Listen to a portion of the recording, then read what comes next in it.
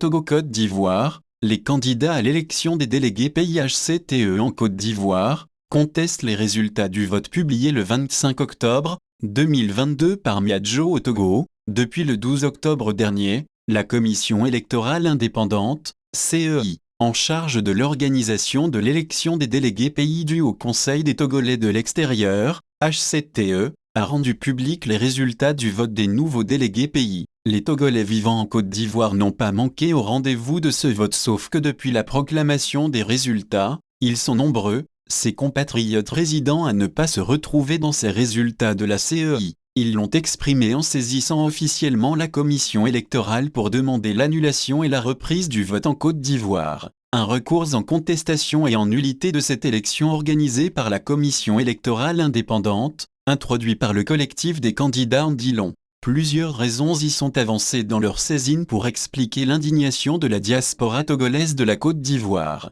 La première raison pointée par le collectif des 7 candidats à savoir, Kolani Douti, Larignassi Blaise, Bombona Langmondou, Kankpenan Jalalidja, Douti Mardja, Zéhua Bravi et Tchabani Natchaouissi, est liée au nombre d'électeurs inscrits sur la liste électorale. Alors qu'il y a eu un recensement général qui a été fait pendant 3 mois et qui concernait tous les Togolais en Côte d'Ivoire, hommes, femmes, enfants, sans exigence d'une pièce d'identité et qu'environ 10 000 avaient été enregistrés sur l'ensemble du territoire ivoirien. Le collectif dit être surpris que pour le recensement des électeurs qui n'a duré qu'environ 2 mois avec l'exigence d'avoir soit une carte consulaire ou une carte d'identité nationale et un smartphone, des critères qui excluent normalement plusieurs compatriotes, la CEI dit avoir enrôlé 52 458 personnes. La question est donc de savoir, selon les contestataires, d'où viennent tous ces inscrits sur la liste électorale. En dehors de ce qui précède,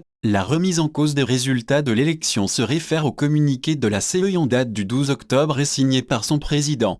Communiqué dont un extrait indique: la CEI-HCTE, après avoir pris soin d'annuler les voix issues des tentatives de fraude, a publié ci-dessus la liste des 48 délégués pays élus pour siéger en qualité de membres du HCTE pour le mandat 2022-2025. Pour le collectif des 7, tentatives de fraude ou pas, cette affirmation devrait être bien définie par des valeurs statistiques énumérées ci-dessus. L'autre manche de mécontentement du collectif des 7 est que le vote électronique devrait donner une tendance de vote et à la fin du processus le résultat devrait être automatique pour éviter les fraudes. Ce qui n'a pas été le cas, selon eux. Le dit collectif demande ainsi qu'une nouvelle élection qui reflète le choix des Togolais de la Côte d'Ivoire soit organisée.